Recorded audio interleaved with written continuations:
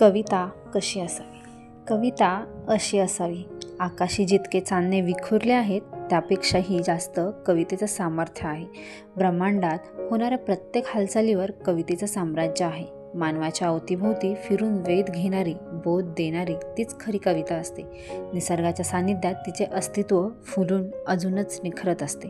तिचे सौंदर्य आणि कुरूपता वाखाणण्यासारखे असते. तिचे वर्चस्व मानी, अभिमानी, कर्तबगार व्यक्तीनेही मानले आहे. पशुपक्ष्यांच्या जीवनातील, त्यांच्या हृदयातील हालचाली हेरून जी कविता उजागर होतं तीच खरी कविता असते. सूर्य, चंद्र, तारे, आकाश, ब्रह्मांडात ही कविता विसलत असते.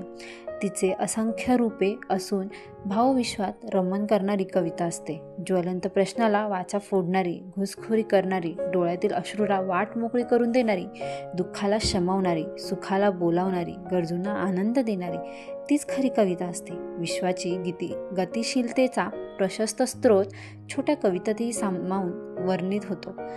तिचं खरं कविता असते. दैनंदिन समाजातील अडीअडचणी जाणून घेणारी, बुद्धिमत्तेला जागृत करून विद्वत्ता भूषवते तीच खरी कविता असते. मनातील प्रत्येक तरंगभाव चोफेर धूळकणासारखे पसरावते तीच खरी कविता असते.